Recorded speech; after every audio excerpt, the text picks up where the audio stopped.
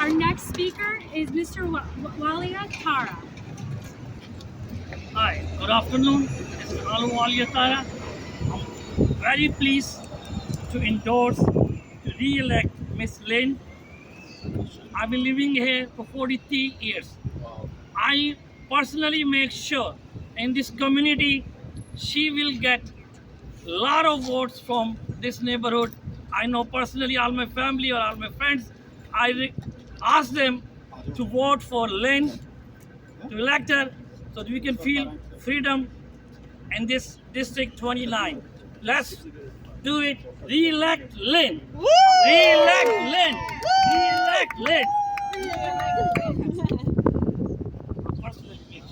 Thank you.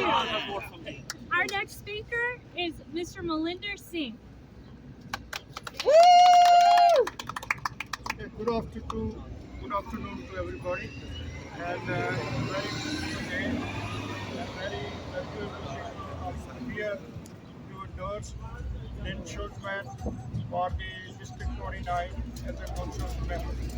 So we have very good experience with her. She visited the temple a number of times, and she has very good ideas. And as you told that he's the head of the committee of the health, I know that in this one here particularly, there are new immigrants, and the people have a difficulty in understanding English and in explaining the problem in English. So I think special attention should be given to the new immigrants so that they can understand the things, and it will be much better if the knowledge is provided in their own language so that they can understand what our rights are and what our problems are. Particularly the women, they are very tight closed in the family. They usually not come out as the other communities are. They need something so that they can read in their home what the ladies' problems are and what solutions are available.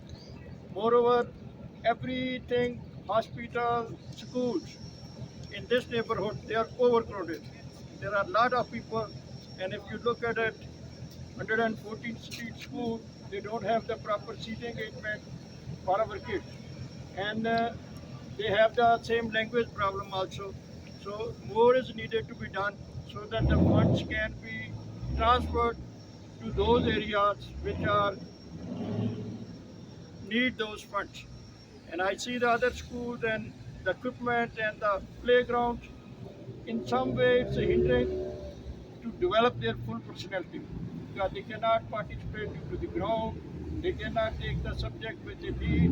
So these problems should be taken into consideration so that we can compete with other Americans. They are our brother and sister. We are not jealous of them. They make good effort, make a good future, but same thing we wish for our new immigrants, new community, so that they can also develop to their full potentiality, and they can also be useful member of the American city. So this is the I'm like to endorse your man among our community, and I think that she react with the people.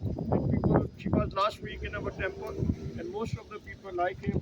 They like the way he speaks, like the way his ideas are, and in that way, I think he will succeed in his election, and he will be re-elected and represent this community in the city council.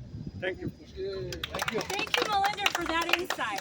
Our next speaker is Harpreet Singh Tour. Yeah. Woo! Woo. Thank you, Lynn, Liz. Thanks. And I just saw Donna. She had to go, right? Yeah, that's number 2.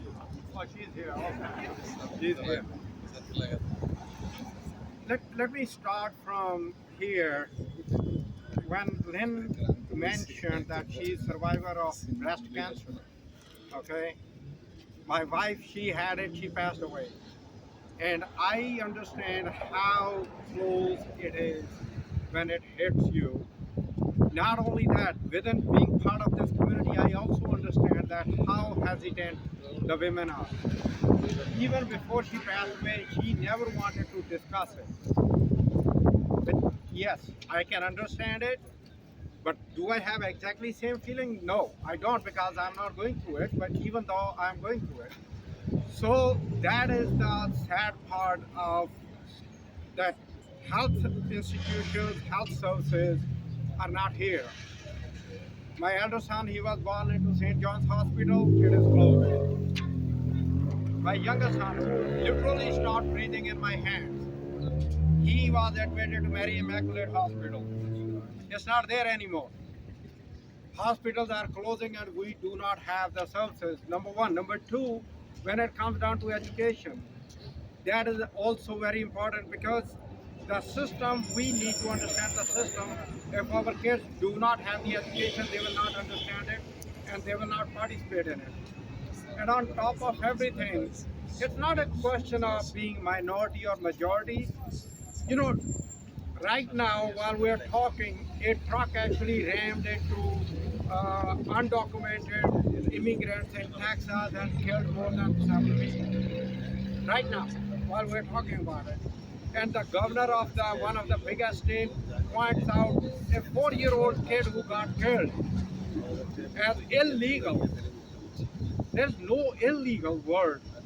You can be documented, undocumented, but there is nobody as illegal.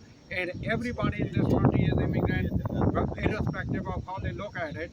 And she is committed to deliver what needs to be delivered. We may be running short. We definitely were running short on it. And we want exactly same kind of services which the other places get. And Manhattan need to be, reined in, because everything, we pay here in Queens and Brooklyn, Bronx, Staten Island, and goes to Manhattan. That is something you better take care So of. let me tell you a fact. In terms of hospital capacity, because I've studied this and I ran on this in 2021, just as an example, for every 1,000 people, there's 1.8 beds in Queens. In Manhattan, there's 7 beds for every 1,000 people. Look at the display. That is the difference. And we need to make sure that we close that gap. See, this is what I'm talking about. And You got to figure it out. Yeah. That's You got to it. figure it out. Yeah. because she's chair the health committee. So we as a community, we are endorsing her. Yes, there is somebody, there is another gentleman running, and I'm going to be very blunt about it. No, let's not. We talk cannot about cross that. that. Don't worry about it. This is a place where we pick up the right people to do the right job, not the wrong people for the job which we need to be done. And Lynn is the person who will get it done right. Thank you. All right.